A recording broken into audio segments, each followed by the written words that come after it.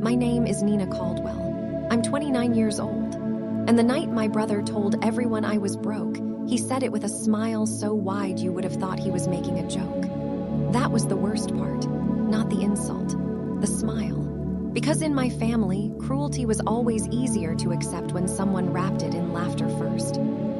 It happened at my father's 60th birthday dinner, in a private room at one of those restaurants where the lighting is low. The chairs are too heavy, and the waiters speak like they're afraid of disturbing money. There were 23 people in the room. Family, old friends, 2 of my brother's investors, a bank manager he wanted to impress, and his fiancée, Clara, sitting beside him with one hand resting on his arm like she was touching greatness. My brother Adrian had insisted on hosting the dinner.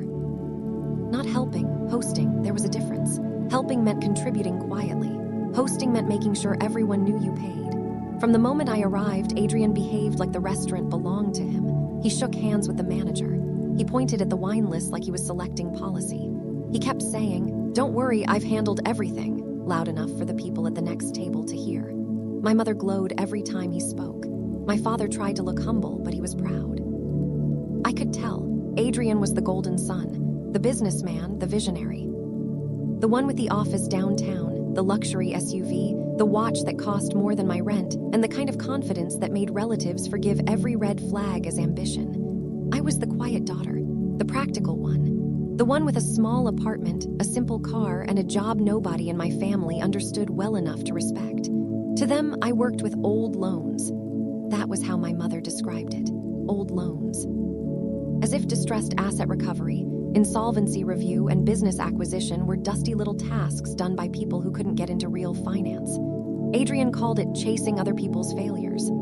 That evening, I wore a navy dress, low heels, and small gold earrings. Nothing flashy, nothing expensive, just clean and simple. My mother looked me up and down when I walked in and said, "You look nice, dear." Nice. That family word for acceptable, but not impressive. Adrian saw me from across the room and lifted his glass. "Nina made it," he said. "Everyone relax, the budget police are here." People laughed. I smiled politely. That was what I had trained myself to do around my family. Smile, absorb, move on. Because if I reacted, I was sensitive. If I defended myself, I was bitter. If I called out the pattern, I was jealous of Adrian's success. So I smiled and took my seat near the middle of the table, 2 seats away from my father and directly across from Adrian. For the first half hour, everything stayed mostly bearable. My father thanked everyone for coming. My mother told the story of how he started his first job with 1 pair of shoes. An uncle made a joke about aging. Adrian ordered more wine. Then someone asked me how work was going. It was Clara, Adrian's fiancée. She was not cruel, not exactly. She had a soft voice, perfect nails, and the slightly nervous look of a woman who had entered my family and was still figuring out which smiles were warnings. "So, Nina," she said, "what exactly do you do again?" Before I could answer, Adrian leaned back in his chair. "She works in recovery." I looked at him. "That's one way to put it." He grinned. "Come on, it's true. You go around looking at companies that are already dead and try to squeeze whatever is left."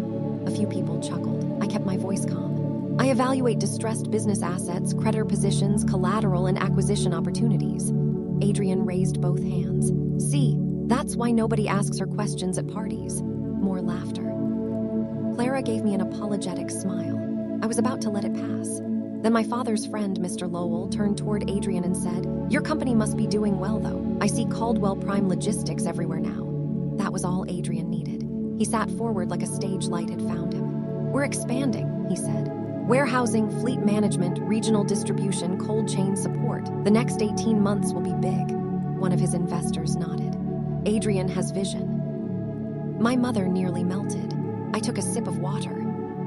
Vision? That was what people called debt before the invoice arrived. Adrian continued for 10 minutes. He spoke about growth, contracts, expansion, investor confidence, new vehicles, new warehouse space, and some upcoming acquisition he described as almost locked. I listened quietly, not because I admired him, because I had learned long ago that people reveal the most when they think everyone is clapping. Then my aunt, who never missed a chance to compare siblings, smiled at me and said, "Nina, maybe Adrian can teach you a thing or two about taking risks." The table went quiet in that expectant way families get when they're about to enjoy someone else being corrected. I put my glass down. I I take risks, Adrian laughed. Nina, please, I looked at him. What? You don't take risks, you audit them. More laughter. Then he said the line, the one everyone remembered later. He lifted his glass, pointed it toward me and said, don't ask Nina for help, she can barely afford her own life. The table erupted. Not everyone laughed loudly. Some people looked down, my father smiled awkwardly. My mother whispered, Adrian. But she was smiling too. Clara did not laugh, I noticed that. Adrian continued, enjoying himself now. I'm serious. Nina still drives that little gray car from university.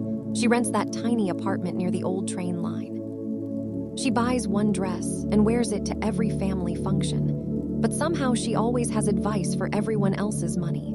My face grew hot. Not because the details were lies, because they were delivered like evidence. Yes, I drove an old gray car because it was paid off. Yes, I lived in a small apartment because I own my piece there.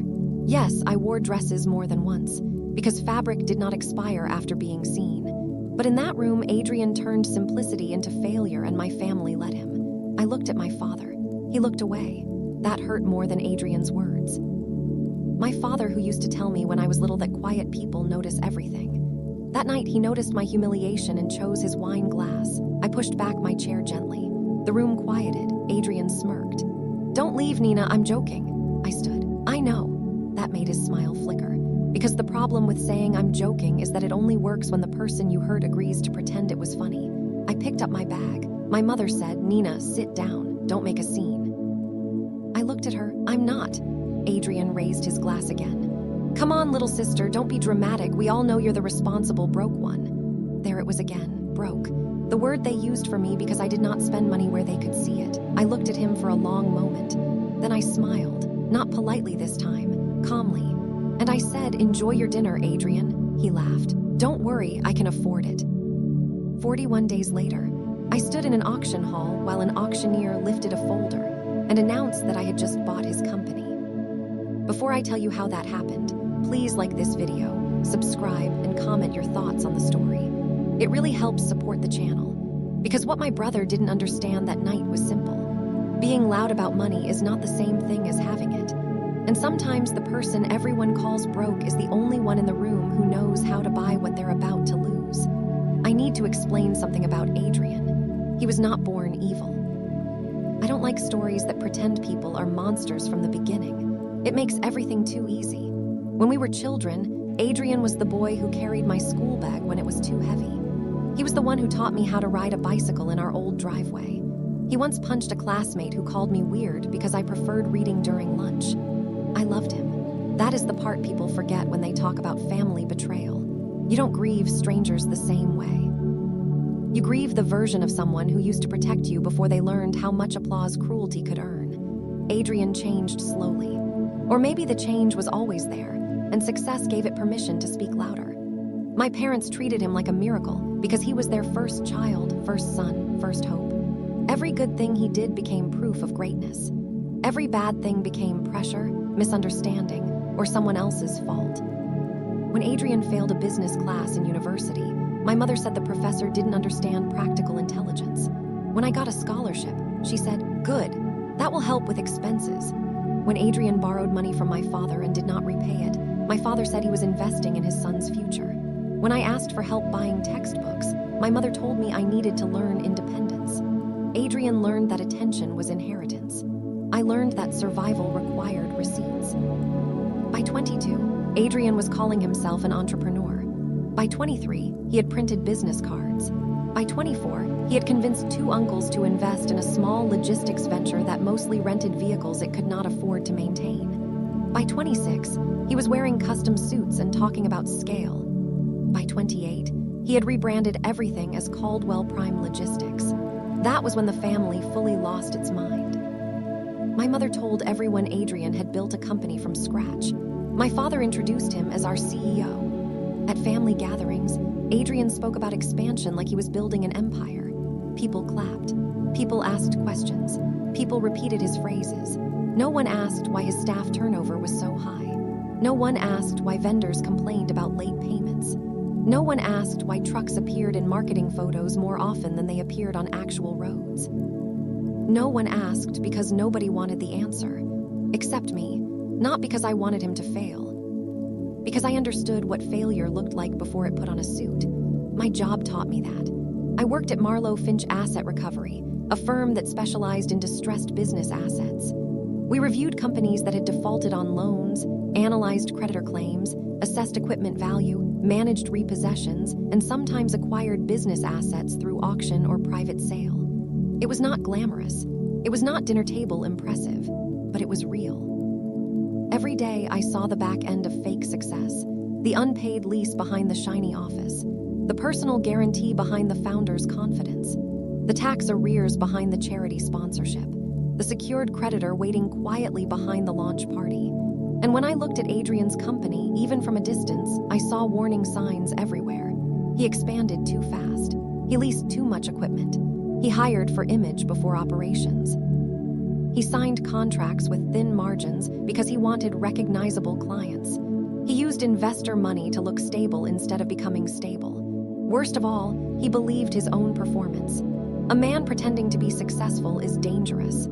A man who forgets he is pretending is worse. Still, I stayed out of it. I had learned that truth from me sounded like jealousy to my family. The first time I warned my father about Adrian's spending, he frowned and said, "Nina, not everyone is afraid of ambition." The second time, my mother said, "You need to stop resenting your brother's confidence." The third time, Adrian himself laughed in my face. "You work with failures," he said. "Of course that's all you see." So I stopped warning them, not because I stopped caring, because some people treat warnings as insults until consequences repeat them. After my father's birthday dinner, I did not speak to Adrian for 3 weeks. He did not apologize.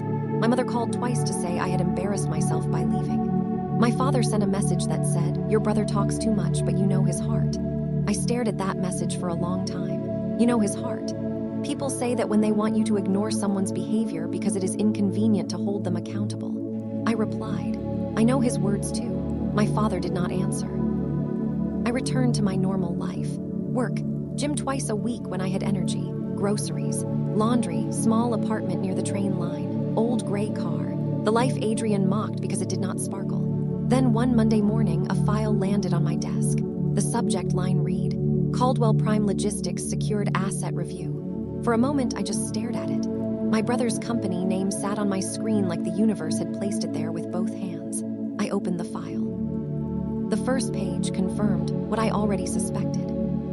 Caldwell Prime Logistics had defaulted on multiple secured notes tied to vehicles, warehouse equipment, receivables financing, and a short-term expansion facility. Several assets were already subject to recovery. A creditor syndicate wanted valuation support ahead of a forced sale process. I read the summary twice, then a third time. My throat tightened. Not because Adrian was failing, because of how badly he had lied. The company was not slightly strained. It was collapsing. The luxury SUV he drove was leased under the company. The downtown office had 3 months of unpaid rent. The new warehouse expansion he bragged about had been funded through a bridge facility already in default. The refrigerated trucks he claimed were part of his fleet were partly unpaid and partly cross-collateralized against future receivables that had not materialized. His investors were exposed. His employees were at risk. My parents had apparently pledged a small property they owned as secondary support for one of the credit arrangements. That detail made my hands go cold. My parents had put their own security behind Adrian's performance, and he had humiliated me at a dinner they attended while standing on money that was not even his. I walked into my manager's office with the file. Her name was Vivian Hart. She was 50, sharp-eyed, and had the calm of a woman who had watched too many men explain basic finance badly.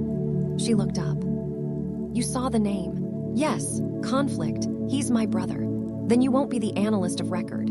"I know. Do you want to step away completely?" I thought about it. I thought about Adrian lifting his glass. I thought about my father looking away. I thought about the company employees whose salaries depended on a man performing success in restaurants. "I can provide factual background only if needed," I said. "No decision authority." Vivian nodded. "Good." Then she paused. "Nina, this may go to auction." "I understand. Family matters get ugly." "They already are." She studied me for a moment, then closed the file. "I'll keep you off the engagement team." I appreciated that, but staying off the engagement team did not mean I forgot the file existed. Over the next 2 weeks, news began leaking in pieces. Adrian stopped posting from the office. The company's social media went quiet. My mother stopped mentioning his expansion. My father sounded tired when he called, though he still did not explain why. Then Marcus, my cousin who loved gossip more than accuracy, sent me a message. Have you heard Adrian is restructuring? Big things coming apparently. Restructuring. That word can mean discipline. It can also mean a burning building with a nicer sign. At work, I heard enough to know the secured creditors had lost patience. The assets were being prepared for a public business asset auction, not just individual equipment. Company name, client contracts were assignable, warehouse rights, operating assets, software systems, vehicles, and goodwill were all being packaged. Caldwell Prime Logistics would be sold. The question was to whom? That was when I made the decision that changed everything. I was not rich. Let's be clear about that. Not in the way my family understood rich. I did not have a luxury car. I did not own designer bags. I did not spend weekends pretending hotel brunch was a personality. But I had savings, real savings, years of them. I had investments. Small, steady, boring. I had creditworthiness. The kind that comes from paying bills on time and not using other people's money to impress strangers. And most importantly, I had knowledge. I knew distressed assets. I knew recovery value. I knew when a broken company still had useful pieces inside it. Caldwell Prime was badly managed, but not worthless.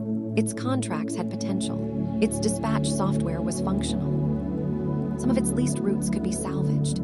The name still had regional recognition. Several employees were experienced and loyal to the work, not Adrian. Under proper management, with the debt cut away and the vanity stripped out, it could become a leaner, honest company.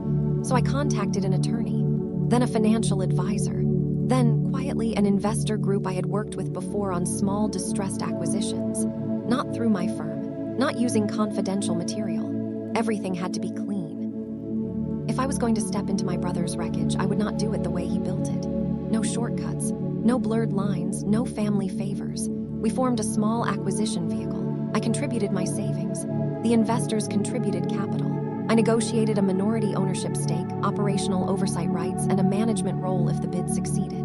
The name of the vehicle was Grayline Recovery Holdings. Grayline. Yes, because of the old gray car Adrian laughed at. I almost didn't use the name. Then I decided pettiness can be acceptable when properly documented. The auction was scheduled for a Thursday morning. By then, my family knew enough to panic, but not enough to understand. Adrian called me 2 days before the auction. I answered because some part of me wanted to hear whether humility had finally found him. It had not. Nina, he said, voice strained but still arrogant, I need you to talk to your people. My people. Asset people. Credit people, whoever. They're trying to destroy my company. No, Adrian, they're trying to recover what you owe. You don't understand the situation. That almost made me laugh. I understand it better than you think, he exhaled sharply. Can you stop being smug for 1 second? This is my life. And my life was dinner entertainment. Silence. Then he said, are you still upset about that joke? The word joke closed something inside me. Not broke, not company, not debt. Joke. He still thought humiliation was harmless if he enjoyed saying it. I said, good luck at the auction. His voice changed. What do you know about the auction? Enough. Nina. Goodbye, Adrian. I hung up. My mother called 5 minutes later. I did not answer. She left a voicemail. Nina, I know your brother can be careless with words, but this is not the time for grudges. Your father is very upset. Adrian could lose everything. Please, if you can help him, help him. Family is family. Family is family. Funny how that sentence only appears when the favorite child needs the unfavored one to become useful again. The auction took place in a commercial hall on the east side of the city. Nothing fancy. Rows of chairs, fluorescent lights, a registration desk, coffee and metal dispensers. Lawyers, creditors, bidders, asset managers, a few curious competitors, and desperate people trying to look calm. I arrived early, not in a designer suit, not in a dramatic red dress. Just a dark blazer, white blouse, black trousers, and the same small gold earrings I had worn at dinner. My attorney, Mr. Sloan, met me near the back. Ready? No, that's honest.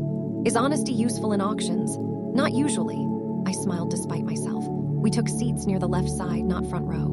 I did not need Adrian to see me immediately. He arrived 20 minutes later. He looked different, still handsome, still well-dressed, but tired underneath. His tie was slightly crooked. His eyes were restless. He kept checking his phone. Two men I recognized as investors followed him in, both visibly unhappy. My father came too. That hurt. He sat beside Adrian, one hand on his knee, looking older than he had at the birthday dinner. My mother arrived in sunglasses even though we were indoors. She wore grief like an accessory. Clara came last, Adrian's fiancée. She looked nervous but not surprised. I wondered how much she knew. The auction began at 10:00 a.m. The auctioneer explained the terms. Caldwell Prime Logistics operating assets would be sold as a package. Bidders had been pre-qualified. Certain liabilities remained excluded. Certain contracts were subject to assignment approval. Sale finalization required creditor confirmation. I listened carefully. Adrian stared straight ahead. My mother whispered something to my father. Then bidding began. The first bid came from a regional competitor. Low. Second from a liquidation group. Lower than expected. A third from an investment firm that likely wanted the vehicles, not the operations. Then Mr. Sloan raised our bidder card. Grayline Recovery Holdings. Adrian's head turned slightly. He did not know the name. Not yet. Bidding continued for 23 minutes. It felt longer. Numbers rose, competitors dropped. The liquidation group hesitated, then stopped. The regional competitor pushed once more. Mr. Sloan countered. Silence. The auctioneer scanned the room. Any further bids? Nobody moved. My heart was pounding so hard I could hear it. The auctioneer looked down at the paperwork. Final call. My mother leaned toward Adrian, whispering urgently. Adrian shook his head once. He had no bid to make, no rescue, no miracle investor, no performance left. The auctioneer struck the podium lightly. Sold, pending final confirmation, to Grayline Recovery Holdings. A murmur moved through the room. Adrian slumped back like someone had cut a wire inside him. Then the auctioneer lifted the buyer information sheet. For the record, Grayline Recovery Holdings designated managing partner and acquiring representative is Ms. Nina Caldwell. That was when Adrian turned. Slowly, as if his body understood before his pride could catch up. His eyes found me. My mother turned too. My father, Clara, the investors, everyone. I stood. Not dramatically, not with a smile, just stood. The room shifted again as people realized the broke sister from the family stories was not sitting in the audience as a spectator. She was the buyer. Adrian's face drained. My mother whispered, Nina. I walked forward with Mr. Sloan beside me. The auctioneer nodded. Ms. Caldwell. I signed the acknowledgement documents. My hand did not shake until after the pen left the paper. Adrian stood abruptly. This is a joke. No one laughed. He looked at the auctioneer. You're saying she bought my company? The auctioneer remained professional. The assets have been sold to the highest qualified bidder. Adrian pointed at me. She can't afford my company. I looked at him. You couldn't either. That sentence landed in the hall like a glass breaking. My mother gasped. Nina, I turned to her. What, was that too direct, or only Adrian gets to discuss what people can afford in public? She went silent. Adrian stepped closer. His investors watched carefully. Clara had one hand over her mouth. You planned this, he said. I prepared for it. You stole my company. No, your creditors sold it. To you, to the highest qualified bidder. His jaw worked. You enjoyed this. I looked at him for a long moment. That was the question, wasn't it? Did I enjoy it? Part of me wanted to say yes. Part of me wanted to hand him back every laugh from that dinner, every smirk, every broke joke, every moment our parents chose his pride over my dignity. But the truth was more complicated. No, I said. I didn't enjoy watching you lose it. I enjoyed finally seeing the truth announced where everyone could hear it. He looked like I had slapped him. My father stood then. Nina, please. That one word, please. Where had it been at the dinner? Where had it been when Adrian mocked my apartment, my car, my clothes, my life? I looked at him. You looked away. His face changed. I didn't know it hurt you that much. You didn't ask. That was all I said. But it was enough. Clara stepped forward quietly. Adrian, she said, is everything they said true? The defaults, the loans, the company car, the warehouse. He turned on her. Not now. She flinched. I saw it. So did my mother. So did Adrian's investors. Clara stepped back. No, she said softly. I think now is exactly when. Adrian looked around and realized, maybe for the first time, that volume would not save him. The auction hall was not our family dining room. There was no mother to smooth over the moment. No aunt to laugh. No father to redirect. Just documents, numbers, witnesses, and me. The first 30 days after the auction were ugly. Adrian fought the sale, failed. He accused me of insider manipulation, failed. He told relatives I had destroyed him out of jealousy, Some believed him for about 20 minutes until the actual default records started circulating in whispers. His investors were furious, but not at me. Not once they saw how long the problems had been hidden. My parents were humiliated. My mother called me and cried. I listened for 3 minutes before realizing the tears were not for me or even for Adrian. They were for the public image of the family. "You could have warned us," she said. "I did. When? For years. You were never clear." "No, Mom, I was clear. You were loyal to the version of Adrian that made you proud." She cried harder. "I don't know how we became this kind of family." I almost said, "We became it every time you laughed." But I was tired, so I said slowly. Then I hung up. At Caldwell Prime, or what remained of it, we moved fast. The name was changed within 2 months. Caldwell Prime Logistics became Gray Line Regional Freight. I did not keep Adrian's name on the door, not because I wanted to erase him, because the name had become attached to promises it could not keep. We retained 15 employees, let go of 9, renegotiated 2 route contracts, sold unnecessary vehicles, moved out of the expensive downtown office, closed the flashy warehouse deal, rebuilt dispatch around actual capacity instead of Adrian's fantasy projections. It was hard, unglamorous, exhausting. Real business usually is. The employees did not trust me at first, I understood. To them, I was the founder's little sister who had bought the wreckage.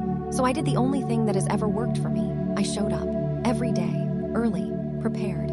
I listened to drivers, reviewed maintenance logs, paid overdue vendor balances according to negotiated terms.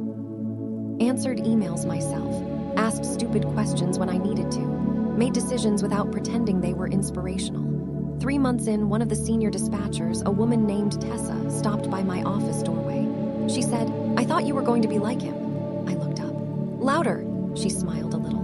"Less honest." That meant more to me than any applause my family had ever withheld. Clara ended the engagement with Adrian 6 weeks after the auction. I heard it from my mother, who told me like it was another item on my list of crimes. Clara left him. I was silent. She said she couldn't marry a man who lied to everyone. Still silent, my mother's voice sharpened. "You must be satisfied." "No," I said. "I'm sad she had to find out this way. That sounds convenient. Truth usually is once lying stops working." Adrian did not speak to me for 5 months. Then one evening, he appeared at my office. No appointment, no warning. The receptionist called me. "There's a man here, says he's your brother." I almost said I was unavailable. Then I decided I was curious. He looked smaller when he entered, not physically. Adrian was still tall, still handsome, still dressed better than necessary, but the air around him had changed. Less performance, more fatigue. He sat across from my desk and looked around the modest office. "You really work here every day?" "Yes. I thought you'd hire someone to run it." "I did myself." He nodded once as if he deserved that. For a moment, neither of us spoke. Then he said, "You changed the name." "Yes, that hurt. I know. Did you want it to?" I considered lying. "No," he looked at me. "Then why?" "Because the old name was built on your promises. The new company needed its own record." He swallowed. I could tell he wanted to fight.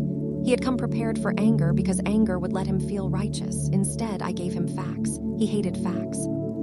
"I lost everything," he said. "No," I replied. "You lost what you couldn't sustain." His face tightened. "There's a difference."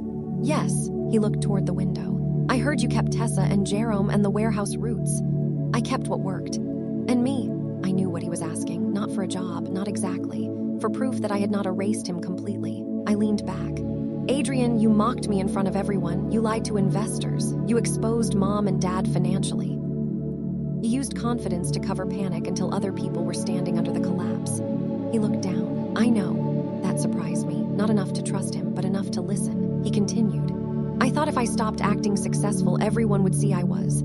The sentence was quiet, human, painfully late. I let it sit between us. Then I said, "They would have loved you smaller." He looked up. "Who?" "Maybe not Mom, but Dad, Clara, me. Some of us would have loved you without the empire." His eyes reddened. He looked away quickly. "I don't know how to be that person." "No," I said, "but you can learn." He laughed once bitterly. "From you?" "No, from consequences." That meeting did not fix us. Real life rarely fixes that cleanly. But it changed something. Adrian did not apologize dramatically. He did not fall to his knees. He did not confess every wrong with perfect emotional awareness. He said, "I shouldn't have said what I said at Dad's dinner." I waited. He added, "You weren't broke, I was." There it was, not enough. But true, and truth, even late, deserves recognition. I nodded. No, Adrian, you were over-leveraged. For the first time in months, he laughed for real. I did too. It hurt, but it was real. My relationship with my parents remains complicated. My father apologized before my mother did. That was not surprising. He came to my apartment one Sunday with a bag of groceries I did not need and stood awkwardly by the door. I should have spoken up, he said. Yes. He looked at the floor. I was proud of him. I know. I was proud of you too. I just thought you knew. I wanted to be generous. I also wanted to be honest. I didn't. He closed his eyes. I'm sorry. I let him in. We made tea. It did not erase years, but it started a different kind of conversation. My mother took longer. She did not apologize for Adrian's joke. She apologized for how things unfolded. I rejected that apology. She tried again 2 months later. This time she said, I made your quietness too easy to ignore. That one I accepted. Carefully, not fully, but enough. Because healing is not the same as pretending nothing happened. As for me, I still drive my old gray car. I kept it even after I could afford something newer. Maybe that is sentimental, maybe stubborn, maybe both. One morning, 6 months after the auction, I parked it outside the warehouse and noticed the new company logo on the building, Gray Line Regional Freight. A driver walked past and said, Morning, boss. I looked behind me before remembering he meant me. Then I smiled. Morning. Sometimes I think back to my father's birthday dinner, Adrian lifting his glass, everyone laughing, me standing up while my mother begged me not to make a scene. For a long time, I remembered that as the night I was humiliated. Now I remember it differently.